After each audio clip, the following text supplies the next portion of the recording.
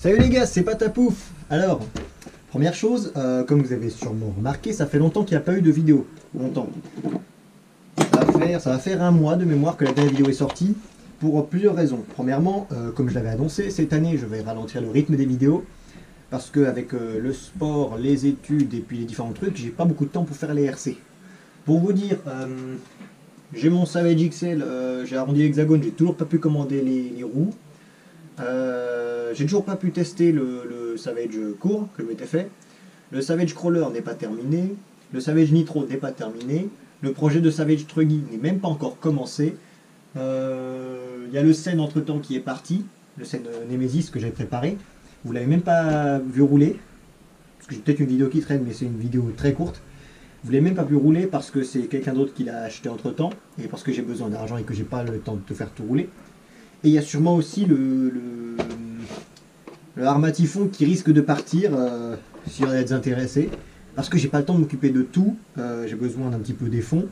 Et en ce moment, j'ai pas le temps pour la RC. J'ai pas envie de me séparer de mes Savage parce que j'aime bien les Savage. Donc il faut que je choisisse, ça fait mal au cœur, mais c'est comme ça. Donc, j'ai, comme dit, pas le temps de m'occuper de mes propres projets, mais j'ai le temps de faire des petites révisions. Parce que les révisions, ça me prend pas trop de temps, ça ne me demande pas trop de réflexion, vu que pour mes prépas, je fabrique des pièces. Là, je fais juste réviser les voitures, les remettre en état. Ça demande moins d'énergie et de temps que mes prépas. Du coup, je peux en faire. Récemment, j'ai fait une Hobbytech NXT, et là, j'ai reçu à réviser une machine que je n'avais encore jamais vue, une plateforme que je n'avais encore jamais vue, en réalité. Et que, pour tout vous dire, ça ne me tentait pas du tout de l'avoir. Premièrement parce que c'est tout plastique. On dit le plastique c'est fantastique, le plastique c'est fantastique. Certes, mais entièrement plastique. Même la transmission, moi, pour vous dire, je ne suis pas un grand fan. Je ne suis pas un grand fan de cette architecture-là. Vous l'avez reconnu, c'est un Arma Big Rock. Je crois. Ouais, je crois. Oui, c'est bien le châssis long du Big Rock. Et c'est une voiture qui ne me tentait absolument pas de la tester parce que j'avais pas envie, ça me donnait pas envie. Il y a des machines, ça me donne pas envie de les... J'ai pas envie, c'est tout. Voilà, j'avais pas envie de le faire. Mais on dit que, il y en a plein qui disent que c'est des bonnes machines partout. Moi, je suis toujours pas convaincu, malgré que même Mani les adore, que tout le monde les adore. Moi, pour l'instant, je ne me prononce pas encore. C'est des machines... je sais pas. Et justement, on va voir ça aujourd'hui. C'est une machine qu'il m'a envoyée. Parce que de mémoire... il y avait un bruit horrible. Oula. Il y avait un bruit horrible au niveau de la transmission. Mais pour moi, c'est parce que tu as l'entrée d'encre qui est trop large. Et pour faire une révision générale. Eh bien, pourquoi pas. Pourquoi pas. Donc maintenant que je l'ai en main, ça confirme ce que je m'étais dit. C'est bien du 1/10. C'est bien du 1/10. Parce que tout est plus petit. Moi je suis habitué à un 8e, au gros 1/8.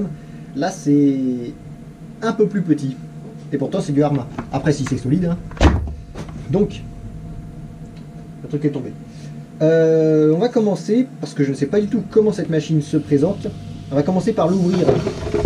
Ah oui, il y a une petite carreau de Elsace Body RC. De ce que j'ai pu en voir, malgré que ce soit une architecture dont je ne suis absolument pas fan, ça a l'air assez bien conçu quand même. Ça a l'air assez bien conçu. On va commencer par sortir le moteur. Alors, comment qu'on est censé faire? Là, il y a combien de vis? Par contre, moi, ce qui me fait bizarre, c'est qu'il n'y a quasiment aucune vis en bas. Là où sur les buggy, je vais vous montrer.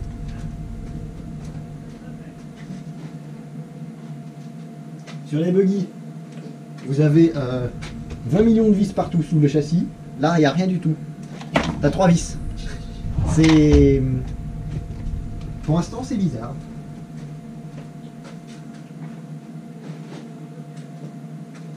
Donc, déjà, j'ai réfléchi par quoi je commence. Peut-être par le cardan. Est-ce que ça filme bien? Ouais, c'est bon. Ah, ça va, il est relativement facile. C'est cardan plastique, tout ce qu'il y a de plus plastique. Le petit merdier. C'est une machine que je vois tourner depuis pas mal de temps sur YouTube et sur internet, mais en réalité je l'ai jamais vue. Donc ensuite, qu'est-ce que ça peut être à faire? il y a l'air d'avoir une seule vis qui tient le tout ça. C'est bon, c'est le bon embout. Et donc, punaise, je sais pas, pourtant je peux vous dire que j'en ai vu des vidéos de démontage de ce véhicule là. Non? Ils disent de tirer là.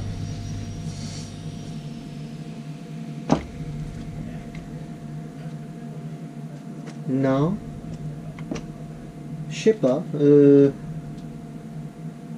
D'accord, mais yes. Yes, mais non. Bon bah, on est parti pour démonter plein de vis. Hein. Au pire, je suis là pour ça, je suis là pour mettre la machine en pièces. Donc autant commencer dès maintenant.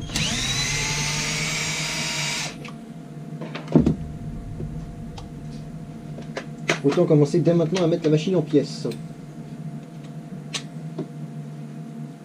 Comment ça, c'est pas ça? Ah, c'est encore ça.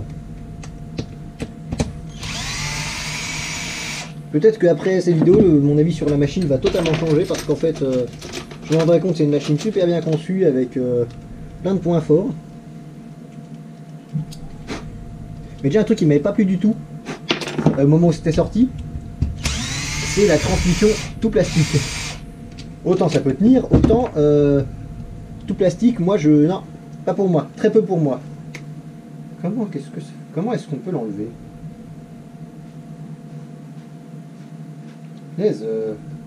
Bon, peut-être déjà voir pour enlever les roues aussi, on ira peut-être plus clair.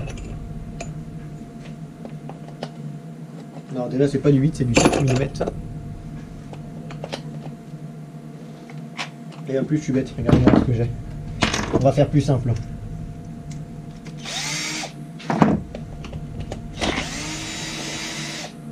Voilà.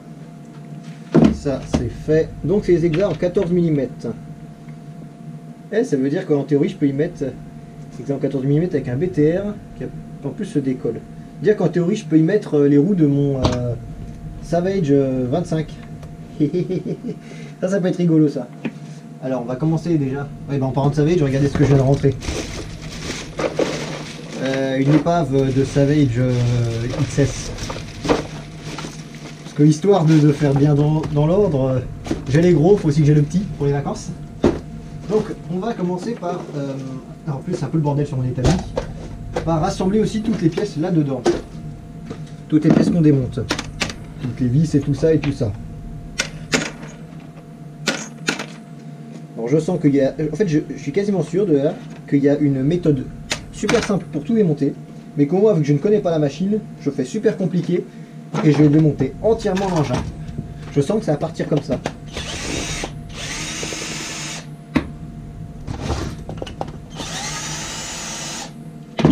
Je sens que ça va partir sur une machine en pièces détachées à 100%.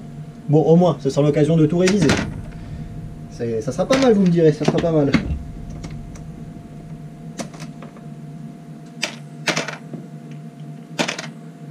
Alors, il y en a qui veulent tout organiser, toutes les vis qu'ils enlèvent, parce qu'ils n'ont pas trop l'habitude. Et moi, personnellement, pour être totalement honnête avec vous, j'en ai plus ou moins rien à faire. Parce que une machine, à part bon, certaines, par exemple cette architecture là, bon ça reste relativement simple, des machines, par exemple les Buggy 8ème, ça a beau être plein de marques différentes, l'architecture est la même partout. Donc autant vous dire que les vis, avec le temps je sais où elles vont. Pareil pour les Savage, j'en ai plein mais les bases, la base c'est la même pour tous. Du coup je sais où ça va, Donc par quoi est-ce qu'on peut commencer? Là, on va enlever le pare-choc, hein, À part ça, je vois pas qu'est-ce que je peux faire pour l'instant.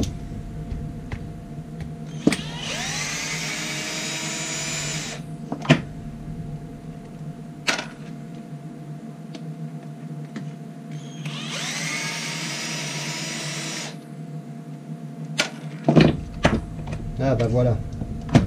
Le pare-choc qui s'enlève. Ouais.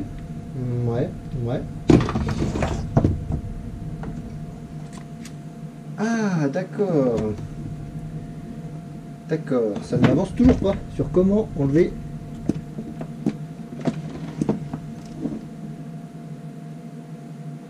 qu'est-ce que... On enlève les amortisseurs, on y verra plus clair déjà.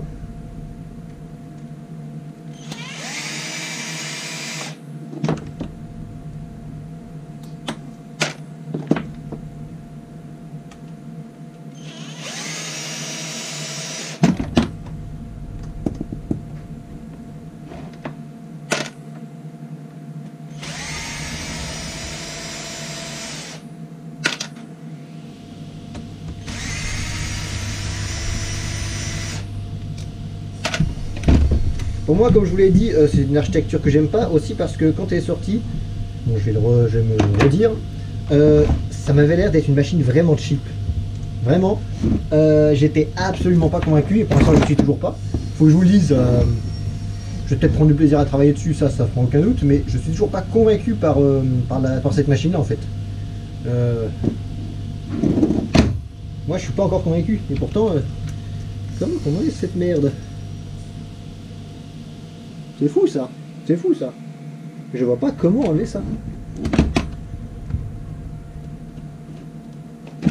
Non. J'ai peut-être un truc. J'ai peut-être un truc.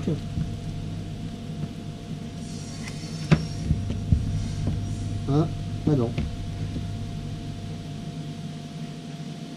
Oh ben.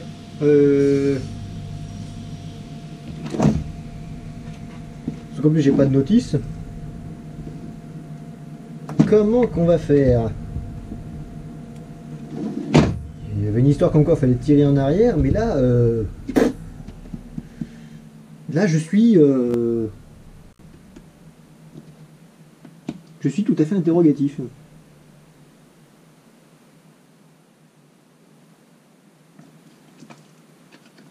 Là, je dois vous avouer que je ne sais pas. Je ne sais pas.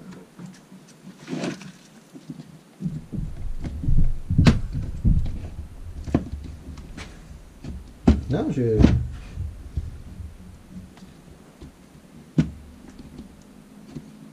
Là, je vois le truc qui bouge, mais je... Pas plus. Là, je suis sur le cul, je vois pas comment faire. C'est fou, ça. C'est fou, ça.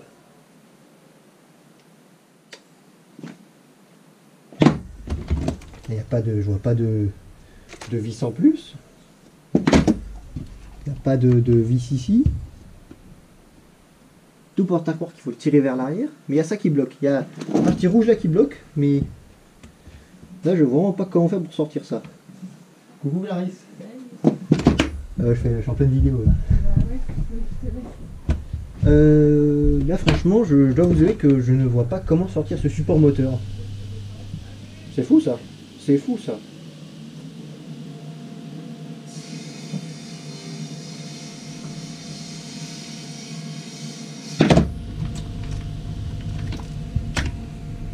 Bon, on va passer sur l'avant parce que là, là je vois pas. Là je suis, je ne vois pas du tout qu'est-ce qu'il faut faire. On va faire pareil que tout à l'heure.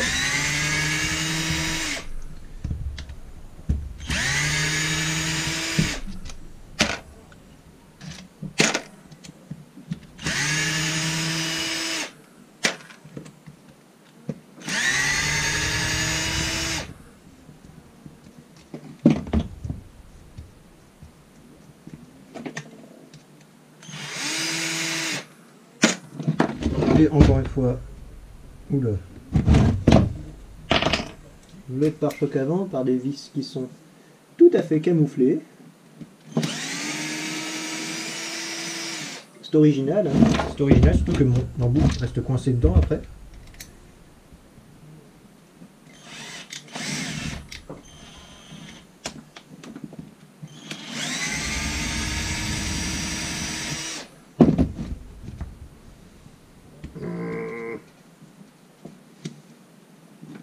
Ah, salope, il vient là.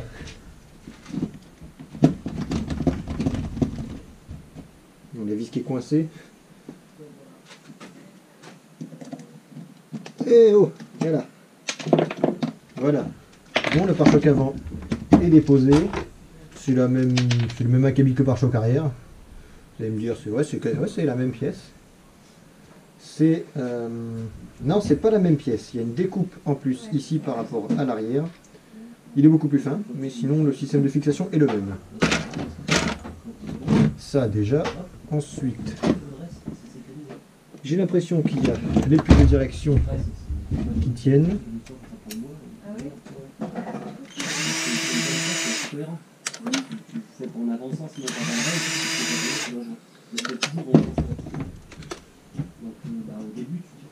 Ouais, ça m'a l'air ça. Il y a une vis, juste là, une grosse vis. J'ai beau l'avoir vu plein de fois sur YouTube cette vidéo. J'ai beau l'avoir vu plein de fois sur YouTube cette voiture là. Là je découvre cette machine vraiment.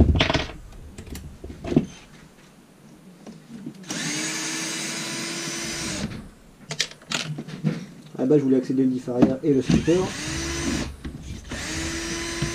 Je suis sûr qu'il y a tous les puristes de cette voiture, de cette machine là qui sont en train de se foutre de moi parce que moi j'y arrive pas. Et eux en 3 vis ils enlèvent la partie arrière. Moi je suis en train de mettre toute la machine en pièces pour réussir à enlever ça. Ah, il y a une vis tordue ici.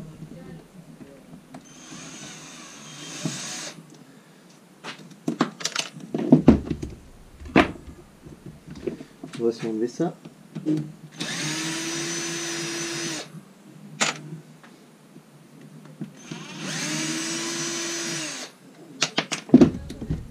Voilà. Et oulala là là. Alors là, je suis vraiment mitigé. La vache. Est-ce que j'ai un diff de Savage pour vous faire la comparaison?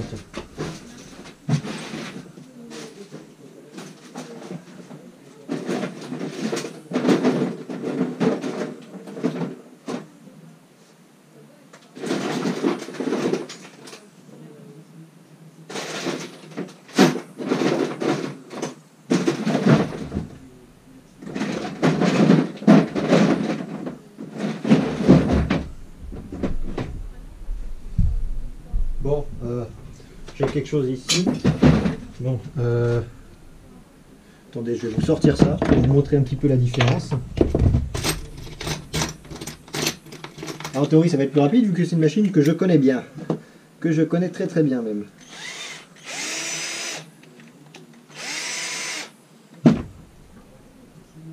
Ah, il y a ça aussi.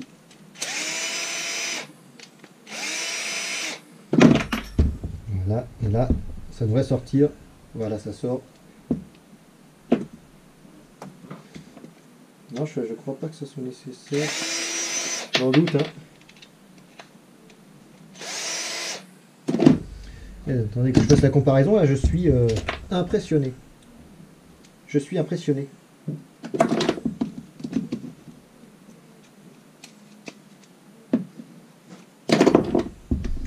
Toujours aussi vite.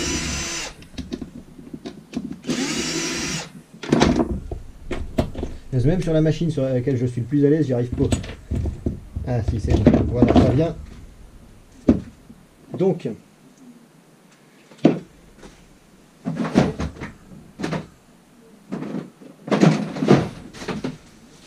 Ah, fait chier, il faut que je vous sorte le pignon d'attaque. Bon, je vais vous sortir le pignon d'attaque. Donc il le faut.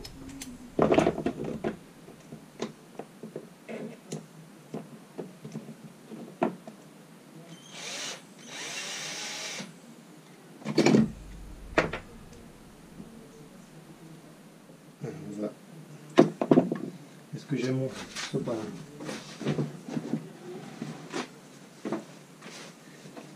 Alors, les diff de Savage, il quand même en caisse du 6S, bon, qui commence à être un peu vétuste parce qu'il pète. Il pète, ce diff là il pète avec du 6S.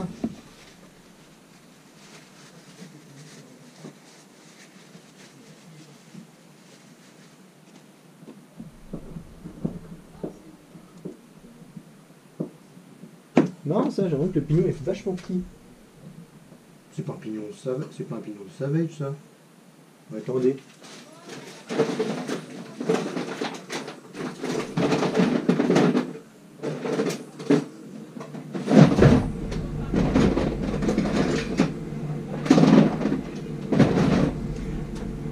C'est marrant ça, regardez. J'ai un pignon là et un pignon là. J'ose penser que ça c'est un pignon de Seine. C'est bien, ceci c'est un pignon de Seine qui a été foutu dans la Savage, et ça c'est un pignon de Savage.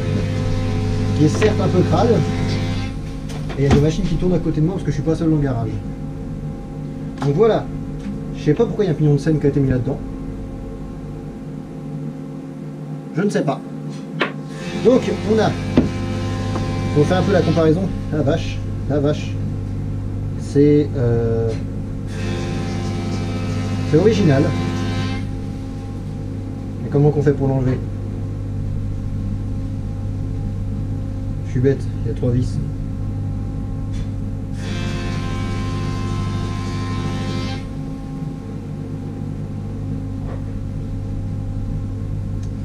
Premièrement, regardez-moi la taille des dents. Regardez-moi la taille des dents du Savage. C'est impressionnant. Les dents sont aussi grosses que celles du Savage. C'est littéralement du module 1,5 pour les dents. Putain, la vache. Oh la vache, ça c'est du différentiel.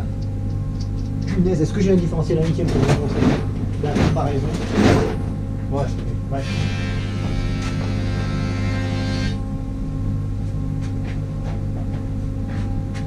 Vache. Cette transmission pour l'instant, je suis sur le cul. Regardez, un diff de 1/8 buggy versus le diff du Arma.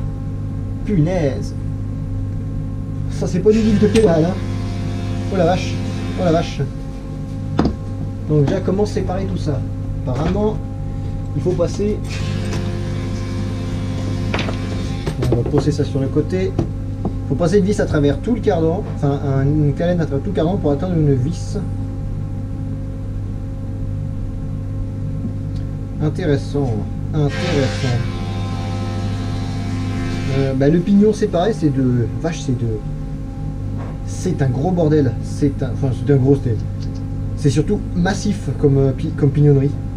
Regardez-moi ça. Bon, c'est du plastique certes. Après, il existe une upgrade en acier.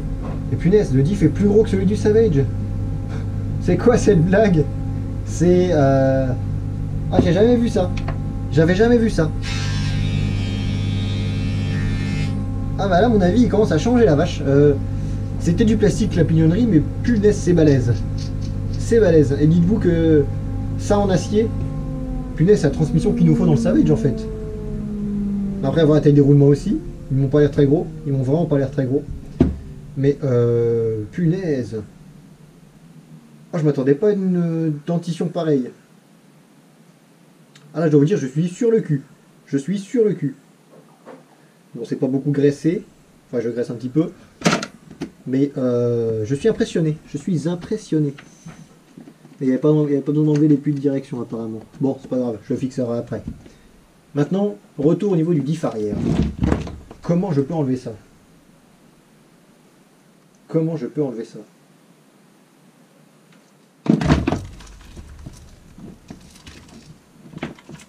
Est-ce qu'il n'y a pas une histoire